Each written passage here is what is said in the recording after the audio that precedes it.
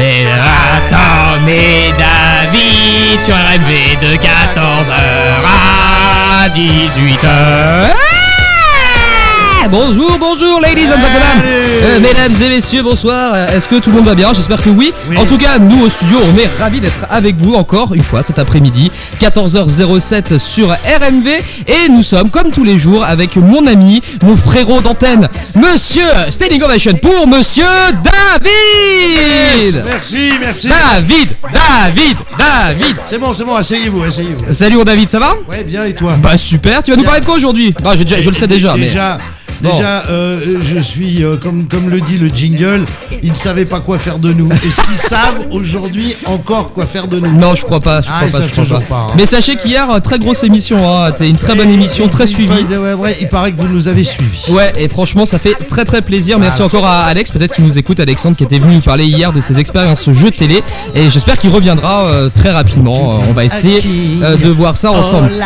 Aujourd'hui, vous le savez, on devait avoir Alexis qui devait venir comme d'habitude avec sa chronique cinéma.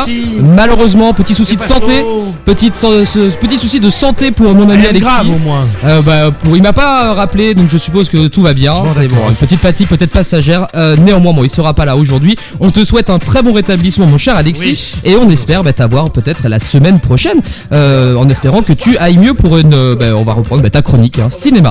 Demain, nous avons Damien. Vous le savez maintenant. Le vendredi, c'est Damien, c'est Roller Coaster. Le vendredi, c'est Damien. Le vendredi, c'est Damien Roller Coaster avec parc d'attractions, donc rendez-vous à ne pas manquer. Et aujourd'hui, parce que aujourd'hui c'est ce qui nous intéresse, en ce magnifique journée, je sais même pas quelle journée, attends je regarde. Nous sommes jeudi. Jeudi 4, oui, jeudi 4 février, absolument. Quand même. Ah oui, voilà, c'est le mois des amoureux en plus. C'est là bientôt la Saint-Valentin. Encore 10 jours et comme on dit, la poule sera dans la cocotte. Exactement. Bon allez, mon David, c'est parti, vas-y. Alors, mesdames et messieurs, nous allons vous parler d'un des desserts emblématiques de la cuisine française. Bien sûr. On l'appelait comme ça. Ouais.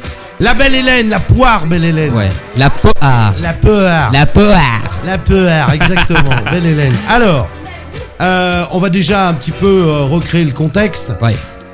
Nous sommes en 1864, c'est le 17 décembre, et au Théâtre des Variétés, dans lequel j'ai eu le plaisir de jouer 2 pièces de théâtre, accueille la dernière création de Jacques Offenbach, La Belle Hélène. La Belle Hélène. Alors bon, tout le monde a vu 3, parce que 3 quand même, excusez-moi. Ouais, c'est un grand péplum, un film. Try. Avec Brad Pitt. Et l'Australien qui joue le rôle d'Hector. Eric Bana. Ouais, on les embrasse, ils nous écoutent bien sûr. Alors, vite de fait. Hollywood. Vite fait, parce qu'on a des invités qui vont venir, pensez bien. Nous allons recevoir tour à tour Agamemnon. Ah oui. C'est du lourd. Le mari d'Hélène. Après, je raconterai un peu l'histoire. Oui, c'est ce qui nous... Donc, Agamemnon, le mari d'Hélène. Nous allons recevoir Hector et Paris, le petit enfoiré qui a essayé de piquer la femme d'Agamemnon. Et puis nous recevrons Priam, Priam qui est le papa, le roi Priam.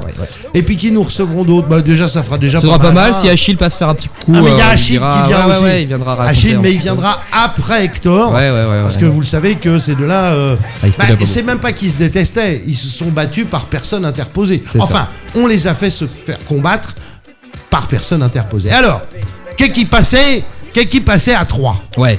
Bon, il faut le savoir. Les Grecs, eux, voulaient absolument prendre cette ville. Donc ils ont essayé plusieurs fois. Puis finalement, ils ont fini par faire la paix avec les Troyens. Où lors d'une rencontre, ils ont décidé de ne pas se faire de mal. Sauf que les émissaires de Troie, parmi au nombre desquels comptait Paris, c'est le fils de Priam. Qui lui-même est le frère d'Hector. Donc papa Priam, Hector le fils aîné, et Paris le cadet. C'est ça. Bref, Hector et Paris se rendent aux négociations, ils vont carrément en Grèce, et ça se passe super bien, tout le monde est prêt à signer.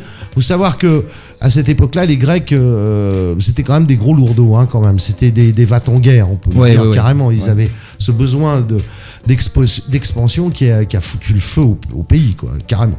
Bref. Tout ça se passe très bien, sauf que à la soirée, Agamemnon, donc côté grec, vient avec sa femme. Alors Agamemnon, c'est quand même le généralissime des armées, et vient avec sa femme, la Belle Hélène. très jolie femme, très jeune, très belle. Et tu le crois pas, Paris, qui venait donc négocier avec son frère Hector face aux Grecs, tombe amoureux d'Hélène. Ah là là. Sauf qu'elle est mariée. Eh oui. Évidemment. Et finalement, les négos se passent bien, mais par-dessous, Paris va piquer Hélène à Agamemnon. Ouais, il va l'emmener en cachette à Troie, absolument. Il la ramène en cachette à Troie, sans le consentement de son frère aîné, Hector, qui va apprendre ça quasiment à l'arrivée. Hein. Ouais. Ça, je vous fais le tour, mais ceux qui ont vu le film comprennent très bien où j'en suis. Bref, tu penses qu'Agamemnon va laisser passer l'affaire? Bah pas vraiment. Pas vraiment, non. Ouais, non. Et alors, il faut bien comprendre que la guerre de Troie aura lieu pas pour des histoires de territoire, pas pour des histoires d'argent, pas pour des histoires de suprématie, mais simplement parce que l'autre s'est fait piquer sa gonzesse. Ouais, faut quand même ego, le faire. Bien sûr, par ego surdimensionné. Bien sûr. Mais tout ce petit monde a un courage relativement limité, parce que faut savoir que les Troyens avaient une réputation absolument phénoménale. Ouais, la cité était imprenable. Mais réputée imprenable. Absolument. Hein, voilà. Donc du coup, qu'est-ce que fait Agamemnon? Il faut du monde pour aller avec lui. Oui. Donc il demande à Ulysse de venir lui filer un petit coup de main, le bel Ulysse, qui lui-même va aller chercher Achille. Parce qu'il faut savoir qu'il fallait des grands guerriers. Or, Achille était à la tête d'un commando, hein, c'est plus qu'une armée, mais un commando particulièrement affûté, et tout ça pour aller rendre justice. Tu penses que Achille, lui, et c'est très bien décrit ça d'ailleurs dans le film, et Dieu sait que les Américains des fois prennent des libertés avec les histoires originelles. Ouais. Mais non, là pas du tout, ils y vont franchement, et Achille, lui, au départ, il était pas très... il était pas chaud, il avait pas envie d'aller faire la guerre. Non, pas du tout. Sachant que Troie était pas à côté de la Grèce non plus à l'époque. Donc c'était le bordel, et puis il avait quand même un contentieux avec Agamemnon. Hein. Écoute, t'es bien gentil, mais faudrait qu'une fois dans l'histoire, les rois livrent eux-mêmes leur propre guerre. C'est les mots d'Achille. Donc à la tête de Simyrliton, parce que c'est comme ça que s'appelait le commando spécial d'Achille, les voilà arrivés sur la plage en face de Troie. Ouais. Et ce qui est génial, c'est qu'il était accompagné de Homère. Homère, exactement. Celui qui a créé la très grande œuvre antiquité, l'Odyssée. Il y a l'Odyssée, il y a l'Iliade aussi. Et je crois que c'est plus dans l'Iliade que dans l'Odyssée. Exactement, c'est plus dans les... Alors, la lecture de ces deux ouvrages est assez soporifique. Ouais, on va pas se mentir. Même si moi j'adore, moi je les ai lus, enfin pas en entier, c'est vrai que je les avais étudiés à l'école, et c'est ce qui m'avait donné cet amour pour l'histoire, d'où aussi le travail qu'on fait ensemble d'histoire aussi autour des recettes. Et c'est en lisant ces œuvres au collège que ça m'a déclenché. Pour vous dire, moi j'ai une fille de 12 ans qui s'est au programme. Ouais. Et quand je dis que c'est au programme, c'est compliqué en ce moment. Avec un gros coup de pied dans le cul. Et donc la voilà affrontant l'Iliade. Non, c'est un peu dur à lire, faut reconnaître. Bon, alors, ils arrivent en face. Ouais. Sur la plage. Voilà, sur la plage. La guerre commence. L'autre prévient Priam, le roi de Troie, qu'il veut récupérer sa bonne femme. Ouais. Tu penses que Paris dit non. Et puis bon, Hélène, on la voyait mal retourner là-bas. Ouais. Si c'est pour se faire dérouiller, c'est vraiment pas la peine. Hein. Bon, bref. Et voilà, la guerre commence. On va dire que les premières batailles sont à l'avantage de Troie, qui arrive à repousser les Grecs quasiment à la mer. Ouais. Hein. Et puis il y a une ultime bataille où accidentellement, Hector tue l'amant. L'amant, oui, parce que alors ça, les c'est vrai que dans le film, c'est vrai que dans le film, il faut savoir que Achille n'aimait pas que les filles. Voilà, il faut le dire. Voilà un soldat qui était un petit peu porté sur les garçons, et notamment un qui était son neveu, mais à qui de temps en temps il offrait son lit. Ouais. Voilà, donc il le tue accidentellement. Tu penses Patrocle de son prénom. Merci. Ouais. Tu vois, je l'avais dans la tête. Je me dis merde, ça va me revenir. Patrocle. Il est là, Patrocle, absolument. Donc voilà, Patrocle se retrouve zigouillé par Hector. Ouais. Tu penses que le père Achille, là, pour le coup, fait de cette guerre la sienne et défie Troie, et cette fois-ci il monte à l'assaut réellement de la citadelle avec ses troupes, et sans blague, ça dérouille sec. Priam, qui a conscience que face à Achille, il y a probabilité pour que Troie tombe. Oui, et puis il a commis des exactions autour de la ville, hein, même dans le film ils le disent, viol, tuerie. Mais ça c'était un peu le quotidien à cette époque-là. Oui, c'est vrai aussi. Qu'est-ce que t'as fait aujourd'hui? Oh bah j'ai violé, voilà, j'ai mis le feu, j'ai violé. Mais voilà, c'est ce qui attise aussi la haine des Troyens aussi envers les Grecs. Alors bon, mais attends, Priam dans son infinie sagesse se dit après tout, c'est qu'une histoire de cul. on va essayer de régler ça entre hommes. Ouais. Donc il propose à Agamemnon d'envoyer son fils Paris. Après tout, c'est lui là, le petit trou problème. Du cul. Oui. Attends, il a piqué Hélène. Faut quand même y aller, quoi. C'est sûr. Et il propose à Agamemnon un duel entre Agamemnon et Paris. Bon, faut dire que c'est pas le courage qui l'étouffe, Paris. Hein. Non, c'est sûr. Donc il y va sans y aller, il fait voilà, puis bon, malheureusement, il se prend une dérouillée. Il se prend une grosse dérouillée, bien sûr. Là-dessus, son frère, et ça c'est normal, le frère de Paris, Hector, dit stop, et il y va. Sauf que, parce que lui aussi se prend une grosse, mais alors vraiment une putain de dérouillée. Ouais. Et voilà, ça scelle un petit peu la fin de cette histoire. Sauf que, côté troyen, ils l'ont quand même assez mauvaise. Ouais. Et du côté grec, ils se disent mais c'est quand même pas possible. D'accord, on a tué Hector, on a failli buter Paris parce que Paris s'est enfui. Oui. On a buté Hector, la ville n'est toujours pas tombée. Et qu'est-ce qu'on fait maintenant ? Eh ben on le sait. On le sait. Eh ben, et oui, ça va raccorder, vous allez voir, la ruse. La très grande ruse. Ça, c'est Ulysse qui a si vous lisez un jour l'Iliade, vous comprendrez que il a repris une idée qui est une idée de stratège qui consiste à dissimuler des troupes à la vue des défenseurs pour ensuite les infiltrer. Alors il y a plusieurs techniques, mais il y en a une qu'a retenu Ulysse, qui est plutôt assez bonne. D'abord, ils ont débarrassé le camp, ils ont fui. Oui, ils ont fait comme s'ils fuyaient. Ils ont fait comme s'ils fuyaient en abandonnant comme ça quelques petites choses, des vaisseaux un peu brûlés. Enfin bon, bref, ils ont fait quelques kilomètres en arrière. Et là, profitant de l'abri à la forêt, ils ont fabriqué le fameux cheval de Troie. Et voilà, c'est l'accéné. C'est l'accéné. Faut pas piquer les femmes des autres. C'est vrai. Mais moi, je voudrais juste rajouter quelque chose pour peut-être les plus jeunes d'entre nous qui nous écoutent. Pour la jeunesse aujourd'hui, le cheval de Troie est un virus informatique qui vient détruire l'ordinateur. Donc, pour ceux qui nous écoutent, ça vient de cette histoire où on va montrer quelque chose de joli, de sympathique, chose qui. On va dissimuler un danger dans quelque chose d'attirant. Absolument, comme un email par exemple, vous allez cliquer dessus et puis tu as gagné 1 million d'euros. Très chouette. C'est pour ça qu'on appelle ça un cheval de Troie. Ça rentre à l'intérieur de ton ordinateur, comme le cheval de Troie est rentré dans Troie. Et ensuite, ça te nique l'ordi. Absolument. Voilà. Donc là, ils ont fait exactement la même chose. Ils ont fabriqué un cheval. Alors, c'est marrant parce qu'on n'a bien évidemment aucune trace de tout ça. Et pour cause. Bon, l'histoire existe sans exister, tout en existant sans exister. Absolument, c'est vrai. Et on est aux confins de la mythologie, donc on va dire que le cheval de Troie existe, et on y dissimule à l'intérieur, les Mirlétons et Achille. Oui, bien sûr. Et voilà, hop, et tout ce petit monde pousse à la nuit tombée le cheval devant les portes de Troie et allume des torches, pour le rendre visible. Le lendemain matin, le Troyen fait « Oh là là, qu'elle est belle la statue d'or !» Ils s'approchent, ils ouvrent les portes en grand de la cité. Et puis ils disent « Oh, c'est chouette, on va le faire rentrer à l'intérieur. » Ça sera un trophée de guerre. Voilà, exactement. Pour coup de bol, il y a des roulettes. Et vas-y, qui pousse le cheval à l'intérieur de la cité troyenne. Et là, ça se passe très bien. Ils chantent, ils dansent. Et pour cause, ils ont gagné. Il n'y a plus de Grecs sur la plage. Et tout le monde sait que le Grec... Quand on a fait un, tu les as tous fait. Bref. Et donc, les agapes ont lieu, tout ça, ça se déchaîne, paf, pif, paf, pouf.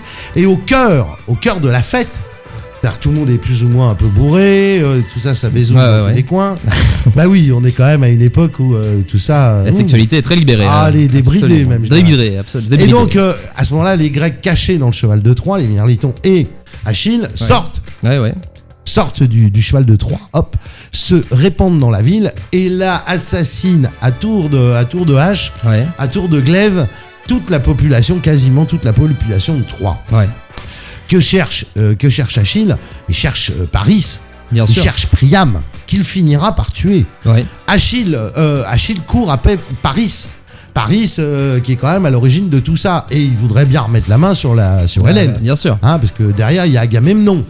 Qui a financé tout le bordel et voudrait bien lui ramener sa bonne femme. Bref, pas de bol parce que pas de bol. Paris, qui est pas un très grand combattant, mais qui est un excellent archer, arrive à repousser quelques assaillants et arrive devant lui Achilleos, et d'une flèche mortelle touche Achille au talon. Le fameux talon d'Achille, encore une fois. Exactement, le fameux talon d'Achille. Alors, pourquoi le talon d'Achille? Pourquoi une flèche? Aujourd'hui, vous prendriez un carreau, on dit un carreau, hein, en tir à l'arc, dans la cheville. Ma foi, tu vas douiller, mais enfin, tu meurs pas. Non, c'est sûr. Sauf que la flèche, elle, était empoisonnée. Voilà. Alors, bon, pourquoi partout ailleurs dans le corps on aurait pu tirer sur Achille? La mythologie nous dit qu'il était indestructible. Et pourquoi était-il indestructible au talon? Au talon. Parce que d'après que sa mère l'aurait trempé exactement. Alors je crois que c'est dans la mer ou dans une lagune. Exactement. Protégée. Elle l'a oindre. Ouais. Elle a pris son bébé par une des chevilles, par le tendon, et elle l'a plongé dans ce liquide magique qui a rendu Achille invincible, sauf au talon. Bah oui, puisque le talon il était. Il était tenu. Elle est con quand même, elle aurait pu mettre son doigt dedans. Mais non, mais c'est vrai, descendre jusqu'en bas. Essaye de foutre un doigt à Achille, tu vas voir ce que ça va lui faire. Non, mais n'importe quoi. Mais bon, c'est vrai, c'est la légende. C'est la légende. Bref, Achille meurt dans d'atroces souffrances. Et Paris arrive à s'enfuir avec Hélène. Voilà, ça c'est l'histoire. En laissant la cité complètement détruite, mais il reste plus rien. Alors, question, et vous pouvez nous appeler au 01 87 07 92 10 pour une réponse. Oui. Alors, qu'est devenue la ville de Troyes? Si aujourd'hui on devait situer Troyes, quelle ville de cette région du monde, on va dire bord Méditerranée, pour que ce soit bien clair pour tout le monde, aujourd'hui cette cité porte un nom, laquelle? Allez, il n'y a absolument rien à gagner si ce n'est le plaisir de vous avoir au téléphone. Vous pouvez même le faire sur Twitch si vous voulez également, si vous avez les pétochettes de nous appeler en direct, vous pouvez. Faut pas avoir peur. Sur le chat du stream, bien sûr, RMB TV sur Twitch, vous pouvez envoyer un message en direct et allez-y, appelez-nous. Il y a une nuit d'amour, toujours avec Scheherazade, le fameux salon de massage qui se trouve à Torigny, en bordure de Marne. Ouais, faire attention parce que la Marne déborde beaucoup. Oui, alors je pense que Scheherazade elle a les pieds dans l'eau là. Elle a les pieds dans l'eau, Scheherazade. Enfin bon, bref. Mesdames et messieurs, voilà l'histoire d'Hélène qui nous amène naturellement à la création par Offenbach, qui en a fait lui une opérette. À l'époque on appelait ça une opérette. On est appelé, ça c'est beau ça. Ça c'est beau. Alors attention, on va décrocher tout de suite. Et bonjour. Qui c'est? Bonjour, j'appelle pour la ville de Troyes. Alors d'abord qui êtes-vous? Bon. Il y a Nick Loland. Pardon? J'ai pas compris non plus. Mais moi non plus. Bon, ça devait être. Mais attends, on n'a rien compris. J'ai rien compris, oui. Bon, c'est pas grave. Écoutez, monsieur qui venait de nous appeler, probablement pour nous faire rire. Oui, j'espère. C'est probable. Bah écoute, 3, on n'a pas la réponse, qu'on n'a rien entendu de ce que vous avez dit. C'est pas grave. On espère vous. Faudra parler plus tard dans le téléphone. Oui, voilà, absolument. Bref. Voilà pourquoi en 1864, c'était pas très à la mode, mais au lieu d'écrire des comédies musicales, on écrivait des opérettes. Tant mieux, parce que c'était la spécialité de Jacques Offenbach, qui a écrit plein de choses, on reviendra dessus tout à l'heure, mais il a surtout écrit La Belle Hélène. On va vous faire écouter un petit morceau dans la foulée. C'est parti. Avec ça dure, tout ça décrit bien sûr par le menu l'histoire de. Et donc voilà l'air majeur d'Offenbach et de cette opérette. Attention.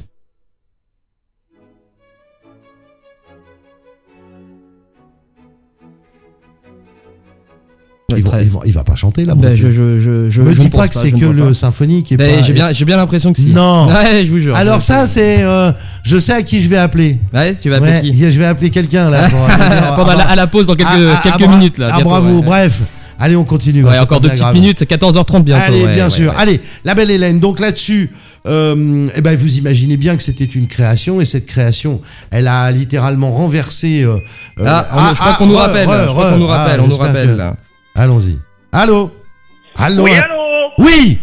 Je vous rappelle. Alors, parce qu'on n'a pas entendu un mot de la réponse. Alors, à Troyes, il y a l'Andouillette et il y a aussi Igloland. Au revoir. revoir. Non, mais c'est pas possible. Non, ça c'est monsieur Cédric Malange. C'est Cédric. C'est monsieur Cédric, ça. Alors Cédric, si c'est toi, je pense que c'est toi. Mais oui, c'est Cédric, bah oui. Alors, tu vois Offenbach, c'est une opérette. Une opérette, ça chante, Cédric. Ouais. Donc la prochaine fois, mets-nous la partie avec le chant là, qu'on rigole à beaucoup. Bref, alors non, c'est pas Troyes, là où il y a des andouillettes, c'est pas Troyes en France. Non, bien sûr, bien sûr. Bien qu'on embrasse toutes les andouillettes. On va laisser encore le mystère pour que d'autres personnes beaucoup plus sérieuses. Mais moi, je sais la réponse, donc je ne le dirai pas. Mais Ah, attends, on a peut-être une chance. Non, c'est le début, ça revient en boucle.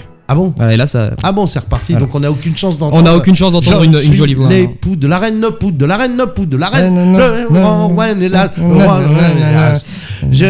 là. Et je connais pas les paroles, mais enfin je connais pas. Alors peut-être que Cédric va nous mettre la chanson. Ouais, c'est ça, Cédric, n'est-ce pas? Si tu nous écoutes, renvoie-nous. Écoute, c'est pas très compliqué. Mon père l'a chanté. Voilà, je te donne un indice. Vas-y. Ton père t'a chanté. Ouais, mon père l'a chanté. Ça a fait l'objet d'indices quand même. D'accord, très bien. Donc voilà, tu mets Jacques Martin, La Belle Hélène. Normalement, tu devrais l'avoir. Ah bah très bien. Bah écoute, on va regarder ça. J'aurais dû préciser peut-être. Mais enfin bon, bref. Donc à la création de cette opérette. Alors pour vous situer, Jacques Offenbach, c'était là surtout pour s'amuser, pour rigoler. Hein. Il tourne en ridicule, bien évidemment, cette histoire qui n'est qu'une histoire de cul. Bien sûr. Et il en fait cette opérette absolument magnifique. Si un jour, quand on sera sorti du merdier dans lequel on est et que les théâtres rouvriront, je vous invite, si à côté de chez vous une représentation de La Belle Hélène a lieu, précipitez-vous, vous passerez une journée excellente. Bref, les restaurateurs, les grands chefs du moment, à la sortie, à la création de La Belle Hélène, se précipitent. Tu penses bien que je ne sais plus quels étaient les chanteurs et chanteuses qui interprétaient la pièce. Ça avait cartonné la pièce à l'époque. C'est comme si aujourd'hui il y avait Bruno Mars qui nous sort le dernier concert, le dernier machin. Ou je sais pas moi, trouve-moi des noms, toi, c'est ta musique après tout. Non, mais c'est vrai, des grands artistes américains, Beyoncé par exemple, qui viendraient faire un show en France. Ça a à peu près cette taille-là. Bref. Donc tout le monde se jette, tout le monde veut mettre à sa carte, les restaurateurs veulent surfer, c'est normal, sur cette nouveauté. Et au départ, il ne s'agissait pas d'un dessert. Et c'était un plat salé. Absolument. Alors il y avait un tourne-dos, le tourne-dos Belle Hélène. On a parlé du Rossini hier. Bon, on va vite faire donc ils faisaient un tourne-dos avec une poire cuite qui était servie à côté avec des pommes de terre, je veux pas dire sautées, mais enfin c'était l'ancêtre de la pomme de terre Maxime, c'est-à-dire les tuiles de pommes de terre intercalées avec des lamelles de poire. Ouais, je vais te retrouver ça tout de suite. Oui, bien sûr. Ça apporte un nom bien spécifique. Toi qui es un grand cuisinier, alors attends, tu veux savoir le nom des pommes de terre qui étaient servies avec? C'est les pommes pailles. Voilà, je cherchais ça, les pommes pailles. C'est de la pomme paillasson. C'est ça. La pomme paille sert à faire la pomme paillasson. La pomme paillasson, c'est un aggloméré de pommes paille. Alors c'est de la petite frite. Parce qu'on c'est ça. C'est des frites très fines. D'accord. Donc ça, c'était servi avec le tourne-dos et la poire. Absolument. On n'a gardé absolument aucune trace de cette recette, qui n'était pas absolument intéressante. Par exemple, il y avait des artichauts, du cresson aussi dedans. Ouais, il y avait de l'artichaut, la béarnaise aussi. C'était servi accompagné d'une béarnaise. Donc en fait, c'était plutôt rigolo qu'autre chose. Oui, c'est ça. Pourquoi la poire plutôt qu'un autre fruit? Parce qu'à l'époque, il y avait une poire qui a un petit peu disparu aujourd'hui, voire totalement, qui s'appelait Hélène. Voilà. Ah, d'accord. Okay. Voilà, donc il y a la Williams, c'est ce que j'allais dire, la Passe-Crassan, vous avez... en gros, il y a une petite douzaine de variétés de poires au jour d'aujourd'hui que vous pouvez trouver à différentes périodes de l'année. Ça commence généralement au début de septembre et ça s'étire comme ça presque à l'hiver. D'accord. Alors il y en a qui sont beaucoup plus précoces que vous pouvez trouver je veux dire au début de l'été. Contrairement à ce qu'on pense, c'est pas un fruit d'hiver. Pourquoi ça passe pour être un fruit d'hiver comme la pomme? Simplement parce que quand elles étaient cueillies juste à peine mûres, si vous les abritez de la lumière, elles peuvent passer comme ça tout l'hiver. D'accord. C'est pour ça qu'on les retrouve très régulièrement. Exactement. C'était des fruits qu'on conservait comme ça dans une pièce vraiment à l'abri de la lumière. Et le fruit, comme la pomme de terre d'ailleurs, les légumes ça marche très bien aussi. On pouvait leur faire passer tout l'hiver. Bref, j'avance. On a gardé très peu de souvenirs de cette création. Il y en a eu d'autres avec du poisson aussi. D'accord. Eh oui, on va savoir. La Sole Belle Hélène. La Sole Belle Hélène. Ouais.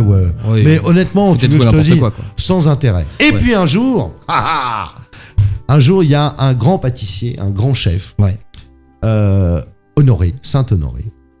Ah oui, d'accord. Oui, Saint-Honoré, qui, avec l'aide d'Escoffier, imagine un dessert où on cuirait cette poire et puis on la servirait accompagnée de glace vanille et arrosée de chocolat chaud. D'où maintenant le dessert qu'on connaît aujourd'hui. Voilà, mesdames et messieurs, c'est à ce moment-là que nous allons vous diffuser les 5 actes de La Belle Hélène en ut mineur. Ah ouais, c'est ça. Hein, rendez-vous dans 3 heures. Non, allez, un peu de musique. On revient. Quelle heure il est ? Ah, il est déjà 30. Ah ouais, un petit coup la petite pub, bien sûr, hein, qui va bien à 14h30. On repart ensuite en musique. Juste le temps d'appeler notre programmateur, histoire de bien lui latter le fion. Il sera content, sûr qu'il nous écoute en plus. En plus, c'est sûr qu'il nous écoute. On t'embrasse. Oui, on t'embrasse, Cédric, bien sûr. Enfin, ça va, tu vas manger ça. Et juste après la pub, on aura ATB Your Love, bien sûr. Et on aura également Grand Corps Malade. Comment on l'avait appelé notre confrère C'était, je me rappelle plus, petit être. Ouais, petit être costaud ou petit être en forme. Ouais, c'est ça. C'est nos délires offline, bien sûr. Allez, pub, musique, et on se retrouve juste après, bien sûr, avec David. Pour la suite de la poire Belle Hélène. Bon appétit. Si bon, je pense qu'à ce temps-là, vous avez déjà fini. Attends, j'ai dit son boulot quand même. Ouais, c'est vrai. Bon après-midi si vous les écoutez, mesdames et messieurs. Un petit peu de publicité. Vous êtes sur RMV, c'est l'APM, bien sûr. 14h, 18h. Et la bonne humeur à toute heure. C'est avec Tom et David Martin, bien évidemment. Bon après-midi, les amis. Si vous êtes sur Twitch, merci de nous regarder. Vous êtes très nombreux d'ailleurs. Et bisous à Michel de Chelles. Mimi, gros bisous à toi. Bon après-midi. Michel de Chelles. Ah, Michel de Chelles. Michel est là ou Michel on en parle juste après la pub. RMV. Pendant cette période de crise sanitaire, RMV reste solidaire. Vous êtes artisan, commerçant, président d'une association, vous souhaitez parler et faire la promotion de votre activité ? RMV ouvre son antenne pour vous. À tout moment, envoyez vos infos sur notre boîte mail contact@rmvradio.fr.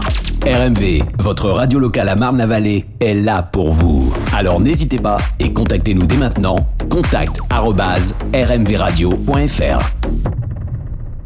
Et on est de retour sur RMV de 14h à 18h. Et voilà, mesdames et messieurs, nous sommes de retour. 14h45 sur votre antenne radio préférée RMV. On est avec David, bien sûr, et on va continuer notre recette et notre histoire du jour. C'est même plus qu'une recette, mon ami. C'est un pan de l'histoire de l'humanité. Absolument. Et c'est bien sûr la poire Belle Hélène. Oui, alors on a, ça y est, on l'a. Ouais. On l'a, la Belle Hélène. Absolument. Ce on morceau, écoute. ah oui, allons-y. Alors, c'est parti. Je vous ai parlé. Attention. C'est... Ah, ça va avancer. Laisse-le rouler. Laisse-le rouler. On va continuer la recette parce que ça, c'est l'intro. Voilà. Donc ça, c'est l'opéra de Jacques Offenbach. La Belle Hélène, c'est l'ouverture. Absolument. Donc on va arriver à un moment où le roi va prendre le chant en main et se présenter. Et c'est Agamemnon, donc Priam, pardon. Je suis l'époux de la reine, l'époux de la reine, l'époux de la reine. Le roi Ménélas, et pas Priam, quel con. Ouais. Voilà, Ménélas. Ok, on y va ? On y va. Allez, c'est reparti. Donc, je vous disais à l'instant que les démarrages de cette recette qui est devenue aujourd'hui emblématique, tout le monde se fait une petite poire Belle Hélène, une fois de temps en temps. Ouais. Donc au départ, on dit oui, l'histoire est pas très nette à ce sujet-là, la création de la recette. Au départ, c'est un tourne d'eau avec de la truffe, de la poire, des pommes pailles, il y a même des croquettes d'asperges. Enfin bon, bref, tout ça est servi avec de la béarnaise. En même temps, j'ai une oreille sur le son. Sur le son derrière. Et voilà, il faudra attendre quelques années plus tard pour que le roi, le prince, l'empereur de la cuisine, voilà, ça y est, on est dans le grand air avec les deux Ajax. Ouais. Les Ajax étant des soldats. Ouais, c'est ça. Hein, qui sont celui qui nettoie les vitres et celui qui nettoie le sol. C'est ça, l'Ajax au sol et l'Ajax vitre. Ouais. Ok. Je suis pam pam pam pam pam pam pam pam pam. Il est le roi Ménélas, roi Ménélas, ça fait plaisir, hein. Je te vois tout le temps jouer là. Ah ouais, j'adore. Vraiment, si ça passe à côté de chez vous, allez le voir. Allez le voir, ouais. Attention, on ira. Il arrive. Voilà Achille.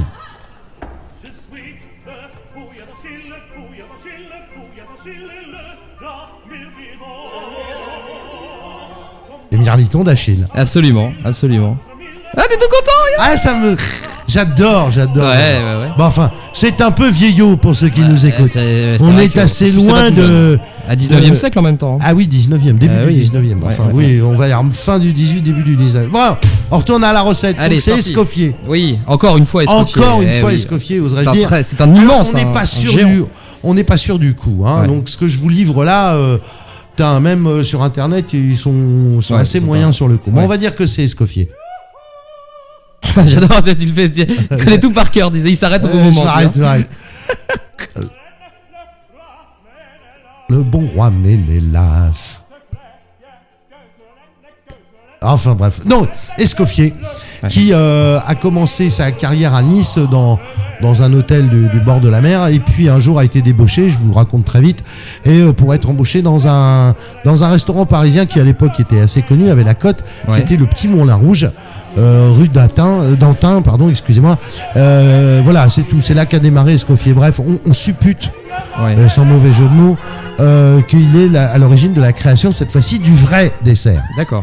Ouais. Et qui a, alors là, pour le coup, cartonné, et qu'on retrouve dans le bouquin qui s'appelle La cuisine d'Escoffier, qui fait partie des gros hits de livres de cuisine, un peu destiné, je l'ai déjà dit une fois, un peu aux professionnels, parce qu'il y a une terminologie, une espèce de sémantique culinaire un peu compliquée. Voilà, je vous avais fait le coup une fois, hein, limonée, levé, singé, tout ça. Bon, bref.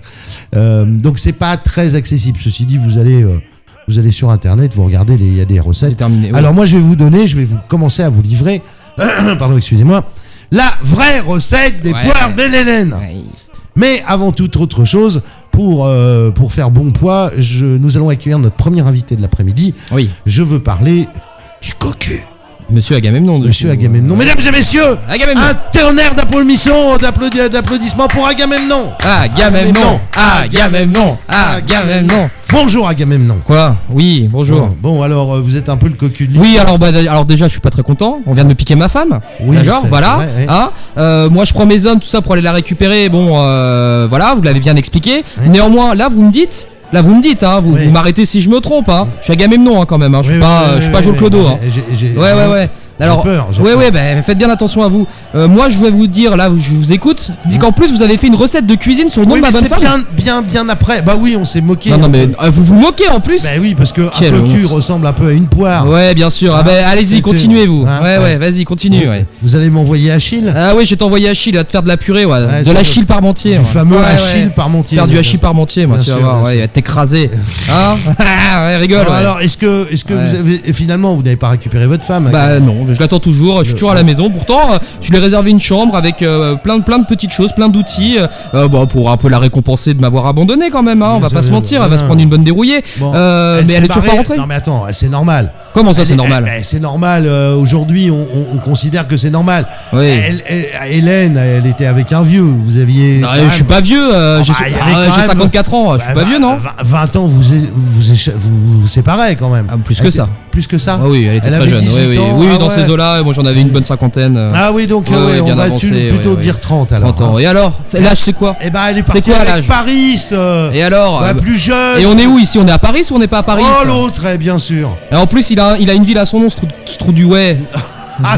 Fondement, c'est comme celui qui nous a appelé tout à l'heure pour dire que Troyes c'était là où il y avait des andouillettes. En plus vous avez appelé une ville. Non mais la France par contre, moi je vais arriver avec mon armée, je vais raser. Alors moi je casse tout. C'est pas la même orthographe. Ouais mais je m'en fiche, je casse tout moi. Moi je retire toutes les pierres. C'est aujourd'hui s'il fallait qu'on situe Troyes, ce serait où? Ouais. Alors moi je dirais que ce serait plutôt sur les côtes turques. Ah ouais, exactement. Et voilà. Ouais. Et en plus je me suis fighté avec les Turcs. Alors maintenant avec les Français, super. Qui s'est pas frité avec un Turc? Ouais c'est vrai. Hein? Non mais par contre moi j'aime bien les kebabs. Entre les Turcs et les Grecs, ça n'a jamais été une... Non, c'est vrai, une grande histoire d'amour. Néanmoins, voilà quoi. Et de là passablement énervé. Et de là est née cette locution un peu triviale, mais néanmoins exacte. Va donc pratiquer un coït furtif chez les Hélènes. Ouais, c'est ça. Voilà, bref, continue, vas-y, enfonce-toi. Écoutez, Agamemnon, on est ravis quand même de vous avoir reçu. Qu'est-ce que vous pensez d'Offenbach et de cette création absolument époustouflante qu'est la Belle Hélène? Je l'emmerde. Ah, carrément. Voilà. Ah bon? Non, parce qu'ils me tournent en dérision quand même, ils sont un peu de notre gueule. Hein. Ah bah un peu léger, oui. Ouais, un peu léger, un peu beaucoup, ouais. Non, mais vous trouvez ça normal, vous? hein, de massacrer, de tuer, de faire disparaître carrément une cité complète parce que vous êtes fait piquer. Mais non, mais arrêtez, non, mais n'importe quoi. Vous savez que nous on est rentré dans la ville, c'était une technique comme ça qu'Ulysse nous a glissé à l'oreille. Moi j'ai rien fait, hein, moi j'ai tué personne, moi. Ouais. Si, j'ai un peu éclaté Hector, mais sinon. Un peu éclaté Hector. Bon, gentiment. Après il m'avait. Ouais, mais faut pas me faire chier non plus. Ouais, mais j'ai bien compris. Donc voilà, il a fait le Malinos là. Vous êtes remariés depuis. Oui, pas qu'une fois. Pas qu'une fois. Elle dure jamais très longtemps, c'est ça qui est bizarre. C'est qu'au bout d'un mois et demi, ça y est, ça finit par terre et puis ça bouge plus. Alors je récupère. Vous les jetez à la mer, vous. Bah oui, complètement. Oui. Quand je pars en voyage, j'aime bien nourrir les poissons. La dernière était très moche. Oui, celle-là, on vous l'a laissée. Oui. Bah celle-là, elle est toujours en vie par contre. Celle-là, elle m'emmerde, elle veut pas claquer. Celle-là. Bon, d'accord. Ouais. Écoutez, après l'émission, je vous laisserai mon numéro de téléphone, on peut peut-être s'arranger. On verra. Faites attention, ça va dépendre de la fin de votre chronique à vous là. C'est pas pour vous pousser dehors, mais Agamemnon, vous avez votre galère qui gêne, elle est en double fil. Ah ouais, très bien. Bon, je vais y aller alors du coup. Au revoir, Aga, c'est ça. Ouais, Aga. Salut Aga. Je vais venir te casser la gueule. Voilà, mesdames et messieurs, Agamemnon. Non, voilà, on le pousse dehors avec un tonnerre d'applaudissements. Agamemnon. Pour faire les bonnes poires et les vraies poires Belle Hélène, il vous faut des poires et pas n'importe lesquelles. Alors, la recette normalement se fait avec de la poire William. Absolument. C'est probablement la plus courante. Alors, pour réussir cette recette, il faut prendre des poires pas trop mûres. Pourquoi ? Parce qu'on va les pocher dans un sirop de sucre et que si elles sont trop mûres, elles vont partir en lambeaux. En capilotade. Voilà. Capilotade. Notez bien, mesdames et messieurs, vous serez interrogés en fin de semaine. Qu'est-ce que la capilotade ? La capilotade. Voilà. Donc, on prend ces poires, on les épluche, on garde les épluchures. Ouais. Et on garde aussi le pédoncule. Ça, c'est très important. Comment veux-tu le pédoncule. Bref, on met les poires dans une casserole avec les épluchures. Effectivement, on retire à l'aide de la pointe du petit couteau le cul de la poire, le pédoncule. Hein, et on verse par-dessus de l'eau. Alors, on va dire que pour 1 litre d'eau, on va mettre 300 grammes de sucre. 1 litre d'eau, 300 grammes. 1 litre d'eau, 300 grammes de sucre. Les épluchures. Pourquoi on garde les épluchures ? Simplement que, on va dire qu'une large partie de la saveur de la poire se trouve dans la peau de la poire et la première couche de chair de la poire. Donc, pour ne pas s'en priver de cette saveur, on met les épluchures à pocher en même temps que la poire dans le sirop. On va porter une fois à ébullition, puis ensuite on va faire à la bulle, vous savez, à petit feu, cuire sans que ça boue. Voilà, ça va prendre selon la taille de la poire. Les poires William sont des belles poires bien charnues. Hein. Ça va prendre une bonne vingtaine de minutes quand même. Et puis si je peux te couper quand tu parlais de la cuisson à petite bulle, c'est pour éviter que le sucre devienne caramel et ne durcisse. C'est pour qu'il reste.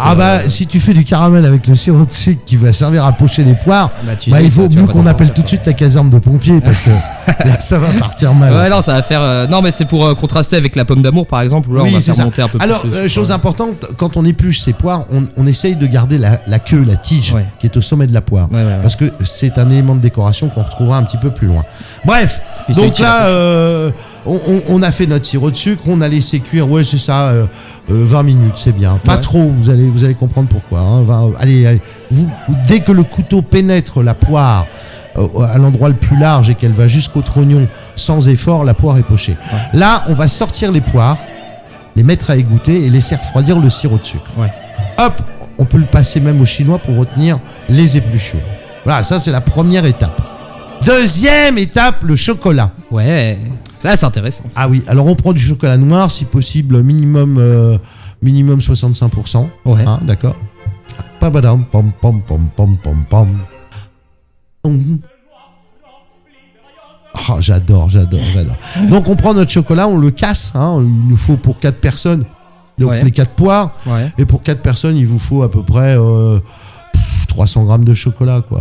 Bah oui, qui peut le plus, c'est sûr. On y rajoutera à ce chocolat qu'on mettra à faire fondre. Alors on peut le faire fondre au micro-ondes à condition de faire très attention parce qu'il ne faut pas que ça grille le chocolat. Sinon vous le faites au bain-marie. Et c'est à moi ma recommandation. Là on ajoute à ce chocolat minimum 65% un peu de beurre. Un peu. Alors attention. Un peu. Ma femme qui nous écoute et qui m'a collé au régime. Ferme tes oreilles, chérie. Donc là, on rajoute 50 grammes de beurre. C'est vrai ? Ouais, c'est 50 grammes de beurre ? Ouais, enfin, non, attends, bouge pas. Il y a 50 grammes de beurre.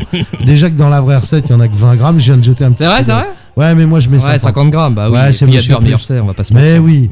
Et alors, si vous pouvez, alors le seul moyen d'éviter le beurre, c'est de mettre autre chose à la place. Ouais. Donc vous ne pouvez mettre que 20 grammes de beurre, ce que je peux comprendre, mais alors il faut ajouter une cuillère à soupe de crème fraîche. D'accord. Hein? Si possible à 30%. Ouais. Voilà. Oui, plus aller autant en pourcentage. Voilà, en fait, ça va faire un chocolat noir mais légèrement au lait. Ouais. Et moi, ça, j'adore. Ouais, voilà. ma mère aime beaucoup ça aussi. Voilà. Chocolat noir légèrement lacté. On va dire légèrement ça lacté. Ouais. Ça, on le fait fondre au bain-marie tout doucement, hein, à la cuillère. Je sais qu'il y en a qui font fondre ça au micro-ondes, comme je l'ai dit. C'est pas ma camelote pour le coup, ça, pas trop. Bref, donc c'est en train de fondre. Je retourne vers mes poires. Ouais. Qui sont toujours à égoutter. D'accord ? Ouais. Je les reprends et je les place dans un petit saladier. Faut pas qu'il y ait trop d'espace autour. Simplement, pourquoi, vous allez comprendre, c'est que là, j'ai fait le sacrifice d'un petit peu d'alcool de poire, de la poire Williamine. À boire avec modération. Toujours le même abruti qui nous suit. Mais là, dans le dessert, il peut partir, c'est bon. Ah bah attends, tu vas voir. Et donc là, je couvre mes poires d'alcool de poire. Alors quand je dis couvrir, en gros, c'est une bonne grosse cuillère à soupe d'alcool de poire par poire. Ok. Par poire. Par poire. Ouais. Donc 4 bonnes grosses cuillères à soupe d'alcool de poire, Williamine. Ouais. Enfin bref, l'alcool blanc. Hein, ok. Alors cet alcool blanc, on aura pris soin de le conserver parce que moi, je sers les alcools blancs gelés. D'accord. Donc sirupeux, ça gèle pas, hein, puisque vu la teneur en alcool, sucre, ça devient sirupeux. Ouais. C'est un peu comme la vodka, vous voyez, qu'on met dans le colonel, monsieur. Oui, pardon, du froid du congélateur. Voilà, c'est vrai que la vodka, tu la mets, ça se boit. Moi, je la mets. Écoutez, l'alcool de poire, pour moi, se boit de la même façon. Donc, on verse l'alcool sirupeux sur la poire, on va le garder. On détendra, parce qu'il n'est pas question de remplir le saladier d'alcool de poire. Oui. Le travail est trop cher, puis ce serait sans intérêt. Donc c'est à ce moment-là qu'on va récupérer un petit peu du sirop de cuisson et on va compléter de façon à ce que les poires baignent dans ce sirop. Très bien. Ok, ça on met de côté. Donc d'un autre côté, on a le chocolat qui finit de fondre. De ce côté-là, nous avons les poires qui finissent de mariner dans l'alcool de poire et un petit peu de sirop. Oui. Là arrive le moment de la crème. Alors il y a des gougnafiers, des gougnafiers qui vont chercher le machin dans une bombe et qui n'ont plus qu'à appuyer sur le bouton. On appelle ça la chantilly à la gougnafier quoi. À la gougnafier. C'est ça. Non, prenez de la crème liquide à 30% de matière grasse, pas parce qu'il faut se coller de la matière grasse en plus, mais en dessous de 30% ça ne montera pas. Non. Donc là on la met au froid et on la verse dans un bassin et hop avec un fouet on la fouette. On peut y ajouter un petit peu de sucre. Moi, j'aime bien quand elle est très peu sucrée. Ouais. Par contre, je mets 2-3 gouttes de citron pour serrer la crème, pour la durcir. Ouais. D'accord ? Mais tu ressens le goût du citron après derrière ? Non, c'est juste, oui, un petit peu, très légèrement, mais... Ouais. Mais quelques gouttes de citron vert si tu veux parfumer. Le goût, le goût n'est pas prononcé. Voilà. Alors, le sucre très peu parce qu'il y a déjà le sirop de sucre, il y a déjà la poire, il y a déjà le chocolat. Ouais. Donc la crème, il faudrait qu'elle soit le plus neutre possible. Donc on met un tout petit peu de sucre. Honnêtement, moi j'aime bien quand elle est fouettée parce que voilà, point barre. Arrive le moment de la dégustation. Ouais. Donc les invités sont là, ils ont mangé plus que mangé. Bien sûr. Vous préparez dans... Bon, on va dire dans quoi on pourrait mettre ça ? Dans une assiette à soupe, vous voyez, petite assiette à soupe, hein, pas un bol, hein. Oui, une assiette creuse, une petite assiette creuse. Ouais. Voilà, on va mettre 3 boules de glace vanille, des petites boules de glace vanille simplement parce que c'est elles qui vont tenir la poire droite au centre de l'assiette. Un triangle. Voilà, et on pose la poire au centre du triangle et les boules de glace, elles, vont tenir. Il y a une petite astuce.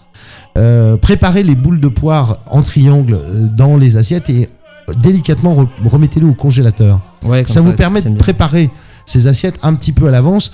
Après, il n'y aura plus qu'à poser la poire, verser le chocolat et positionner la chantilly. Donc moi ce que je fais c'est que je prends mes 3 ou 4 assiettes, peu importe combien de personnes il y a, faut que ça rentre dans le congélo quoi. Oui bien sûr. Voilà. Donc et hop je positionne mes 3 boules de poire et je remets les assiettes pour que tes 3 boules de vanille. Mes 3 boules de vanille pardon, excusez-moi. De façon à ce que ça prenne au congélateur. Ouais. Le moment est venu. Quand c'est le moment, c'est-à-dire quand c'est le moment, je sors mes assiettes. Les femmes crient, c'est ça ? Les femmes crient déjà. Quand c'est le moment. Quand c'est le moment, les femmes crient toujours. Très bien. Je peux pas. Franchement, t'es trop fort avec la musique et tout. Auquel moment, quand ça sort. La poire belle Hélène. Et hop, en avant Guingamp. T'es trop fort. Ouais. Et donc, on et on sort les assiettes. On place la poire au centre du triangle des boules de glace vanille. Ouais. Voilà. Le jeu consiste à verser le chocolat devant les gens. Oui, alors là, pourquoi pas. Faut dire que plus le chocolat sera chaud et l'assiette sera froide, mieux c'est. Tu vois, c'est le contraste entre les deux, de façon à ce que tout ça reprenne une température acceptable. Bien sûr. Voilà, donc on a la cuillerée de crème. On va mettre la crème fouettée dans une saucière à part, dans un bol à part avec une belle cuillère à soupe. Ouais. On verse, on fait couler, rien que d'en parler, tiens, j'en bave. Ouais. On fait couler ce chocolat repris à la crème et au beurre. On le fait couler sur la poire. Fais-moi couler. Et on lèche la cuillère. Comme tous les gosses qui laissent toujours la cuillère de pâtisserie. C'est voluptueux. Ça confine à la sexualité. Voilà. Ouais, c'est vrai. Et puis, on pose ça devant nos invités. Et puis, on fait passer la crème pour ceux qui en veulent. Moi, perso, j'en mets. Ouais. J'en mets. Et malheureux, puisqu'il faut quand même que l'alcool de poire serve à quelque chose. Ah ouais, on en a oui. Alors soit tu sers cet alcool de poire remonté au sirop, ce qui fait que ça donnera un alcool moins puissant. D'accord ? L'alcool de poire, tout le monde n'aime pas. Oui, et puis ça va sucrer la poire. Mais alors, un petit verre glacé lui aussi. Un petit shot avec cet alcool de poire mélangé à un tout petit peu de sirop de cuisson de la poire, servi en même temps que la poire. Là, comment t'expliquer ? La jouissance. Je vois pas d'autre mot que l'extase. L'extase, oui, c'est ça. L'extase, la courtoisie m'empêche de vous donner d'autres noms, mais je vous laisse imaginer. Évidemment, on s'en doute. Voilà, donc prévoyez la boîte de Kleenex. T'es grave. Et dis donc, allez, on reçoit notre invité suivant. Ouais. Nous avons reçu Agamemnon. Il paraît logique que nous recevions maintenant, toujours dans le même camp, Achille. Achille. Bonjour Achille, mon cher Achille. Achille. Ouais, bonjour, c'est Achille. Bonjour monsieur Achille. Est-ce que je peux vous appeler comme ça, Achille ? Vous avez un nom de famille ou c'est juste votre prénom ? Non, c'est Achille, pour vous, ce sera Achille. Ce sera Achille. Et enfin, de préférence, monsieur Achille. Eh bien, bonjour, merci d'être présent, mon cher Achille. Ça, pour être présent. Il est parti, le vieux con ? Il est parti, le vieux con, oui, parce que je sais que vous n'êtes pas trop copains, écoute, on va dire. Le jour où les rois feront leur propre guerre, on aura gagné un point. Ça, c'est vrai, c'est une très belle citation que vous nous avez sortie. Oui, alors, écoutez, de quoi voulez-vous que nous parlions ? Eh bien, nous parlons actuellement de la poire Belle Hélène, si vous aviez un peu suivi. J'ai un mauvais souvenir. Oui, et de la guerre de Troie. Bien évidemment, et puis toute l'histoire qui va autour avec votre amant, votre cousin, votre neveu, Patrocle, absolument. Patrocle, et c'est à ce moment-là bien que vous êtes entré directement en guerre. Oui, pour les fesses de Patrocle. Oui, pour les fesses de. Oui, c'était belle. Ah bah les fesses, ça fait même l'objet d'une chanson dans l'opéra Offenbach. C'est vrai ? Oui, les fesses de Patrocle. Les fesses de Patrocle. Oui. C'est complètement faux, mais c'est pas grave. Non, c'est pas grave, merci Achille, évidemment. Non, mais j'ai le droit de me marrer quand même. Mais oui, vous avez le droit, Non, mais j'ai quand même allé défendre un cocu. J'ai fait à peu près 10 000 morts. 10 000 morts ? Oh, écoute, oui, c'est à peu près ça, oui. Et vous en avez violé combien ? Ah, écoute, moi je ne viole pas. Non, je ne viole pas. Toutes mes excuses, mon cher. Moi et Mimi Mirliton, vous êtes là pour la guerre. Vous êtes là pour la bataille. La castagne. La castagne et la poésie. C'est la poésie. Oui, parce que quand le soir arrive, après une bonne bataille, je me mettais avec Patrocle au lit, et là, on se disait des poèmes. C'est vrai ? Oui. Et vous faisiez que lire des poèmes avec Patrocle, monsieur Achille ? Écoute. Je peux pas dire plus. Très bien. Oui, nous sommes en tête familiale, bien sûr. Il est 15h06. Voilà, 15h06 à ce on en parlera ce soir à minuit, quoi. Si tu veux. Enfin bon, bref, tout ça sentait un peu la vaseline. Ça va. Oui, pardon, excuse-moi. La vaseline, évidemment, c'est pour les mains, vu qu'on met beaucoup de gel hydroalcoolique, c'est pour s'adoucir les mains. Exactement, c'est pour adoucir les mains. Voilà. Que ce soit plus doux pour le massage. Très bien. Prenez la croix Vitafor, c'est la meilleure.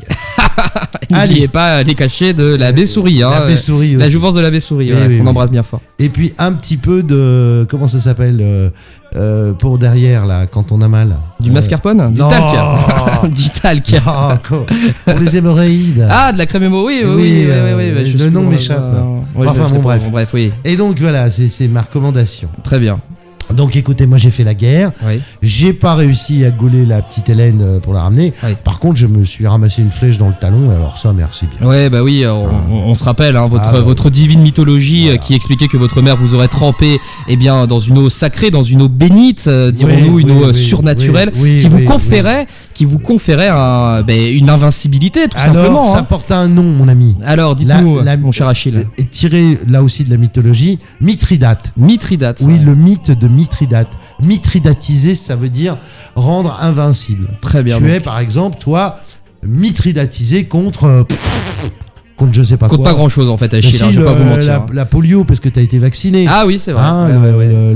La rougeole, la scarlatine, enfin j'en sais rien. Ouais. Tu sais, les vaccins. La rubéole. Donc ça te mithridatise. Ça me mithridatise. Voilà, très bien. Vous étiez mithridatisé contre. La connerie, mon grand. Oui, aussi, il n'y a pas que ça. Mithridatisé contre la connerie. Puis contre les blessures. Les blessures, graves, sauf à cet endroit-là. Donc, d'où mon talon d'Achille. Le talon d'Achille, votre mère vous a trempé et vu qu'elle était.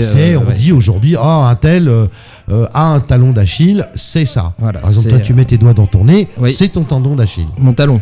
Ton talon d'Achille. Ou mon tendon si tu veux. Non, parce que quand tu veux aller voir les filles que tu mets ton doigt dans ton nez, généralement ça marche moins. Ça marche pas très bien, non. Voilà. Non, c'est sûr. Donc à moins que les filles soient mithridatisées contre les doigts dans le nez. Ouais. Ça marchera pas. Voilà, on finit. Et donc moi je suis la seule chose que je retiens en tant qu'Achille, oui. c'est la recette. Oui. Parce que j'en ai mangé de la poire. C'est vrai. Oh là. Et est-ce que vous êtes à l'origine de l'Achille Parmentier? Ah, alors oui.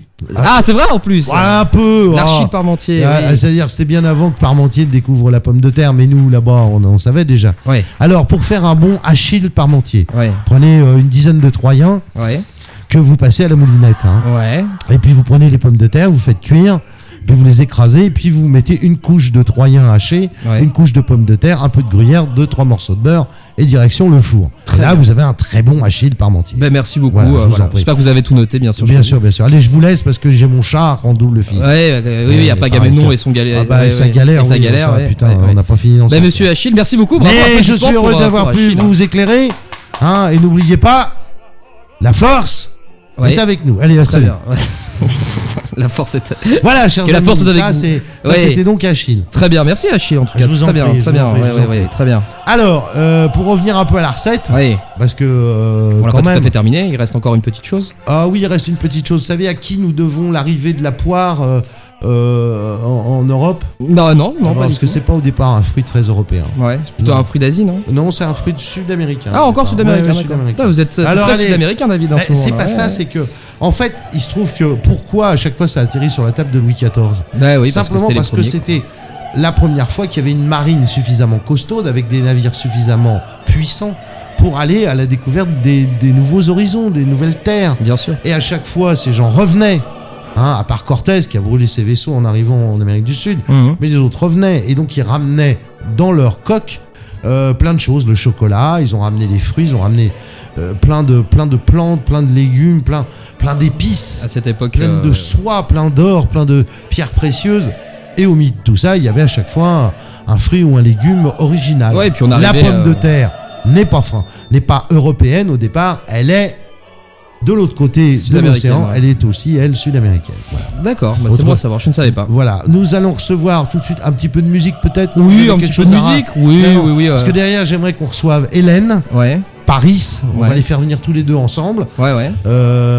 Les amoureux maudits. On va pas se mentir, oui, c'est sûr. Et nous finirons avec Hélène et Paris. Très bien. Et on va repartir peut-être avec un petit peu de publicité, puisqu'il y a la pub de 15h. La réclame. La page de réclame. La page de réclame pour rester dans la même période. Et un petit peu de musique. Et d'ailleurs, ça tombe bien, puisque nous allons écouter du Julio Iglesias. C'est quand même pas mal, ça. Déconner. Ouais, je te jure. Julio Iglesias, Vous les femmes. C'est un remix de notre DJ Doumé. Vous les femmes. Ouais. Ça colle bien avec juste après la publicité. Et puis on se retrouve pour finir la chronique sur la poire Belle Hélène en recevant ce cher Paris et cette chère Hélène. Belle Hélène. Absolument. Et le beau Paris. Allez, bon après-midi les amis. Elle est polie, Esther. Oh, il est fort, Mika. Ouh là là. Ah mon cher David, on est de retour donc bien évidemment c'est la PM bien sûr, 14h18. Donc ça fait 1h30 que nous parlons de la poire Belle Hélène. Absolument, et de toute l'histoire qui l'entoure et de la recette. Absolument. Il nous reste 2 invités à accueillir. Absolument. On va dire les stars de l'après-midi. C'est vrai. Il n'y aurait pas eu de poire Belle Hélène si on n'avait pas eu Hélène ni Paris. Alors s'il n'y avait pas eu Hélène et Paris, mesdames et messieurs, je vous demande d'accueillir le couple maudit. Absolument. Hélène et Paris. Bravo. Hélène Paris. Hélène Paris. Allez, vas-y. Ouais, alors, bonjour. Bonjour. Ça va Paris, ça. On va recevoir votre femme, votre compagne dans quelques instants. Ouais, le temps que vous vous prépariez, elle arrive. Surveille le scooter. Je laisse l'antenne à ma chère Hélène. Le scooter. Ouais, alors c'est moi, je suis Paris. J'ai 24 ans. Ouais, bébé. T'es beau, bébé. Tais-toi, toi, gros nichon, là, tais-toi. Et voilà, c'est moi qui ai gaulé la petite. Non, c'est pas bien de parler comme ça. Oh, ta gueule. Et non, mais. Déjà qu'elle nous a foutu la chala, en plus elle nous met. Non, arrête, c'est bon. Maintenant. C'est moi qui ai gaulé la petite. D'accord. Bon, alors, son père, là. Enfin, son mari. Aga, il a mal pris la chose. Voilà, c'est tout. C'est vrai que c'est un vrai connard celui-là. Mais c'est un vrai connard. Un vrai misogyne. Oui, mais en attendant, ça nous a coûté cher. Alors bon, moi, je suis parti avec la petite. Puis bon, derrière, ils sont venus la rechercher parce qu'ils étaient pas bien contents. Vous connaissez l'histoire maintenant. Je voulais pas rentrer chez moi. Bah oui, tu voulais pas rentrer chez toi. Bien sûr que tu voulais pas rentrer chez toi. Bah ouais. Pas coucher avec papa. C'était mieux d'aller à 3 quand même. C'était plus sympa. Les gens, ils sont plus jolis, ils sont plus gentils là-bas. Ouais, puis partir à 2, à 3, c'est bien. Oh putain, c'est trop drôle. Qu'est-ce que t'es drôle. Tu vas faire de la télé-réalité. C'est pour ça que je t'ai choisi. Et 2 plus 2 égale 3. Non, et sans rire, Hélène. Ouais. Vous pensez sérieusement que vous auriez pu quand même vous retenir un petit peu, rester avec Agamemnon? Oh non. En plus, il était vieux et il sentait mauvais des pieds. Et quand il pétait, c'était horrible. Ah, d'accord. Ouais, et du coup, quand Paris il est arrivé, il était tout beau, tout propre, et il était bien musclé. Ouais. Parce qu'Agamemnon, il avait un gros ventre, il était pas beau. Et ben du coup, je suis partie avec lui parce qu'il était trop mignon. Il était trop beau. D'accord. Ouais. Ok. C'est et bien, du coup, on a pris son bateau et puis on est arrivé à 3. D'accord. Et non, on n'était pas que 3.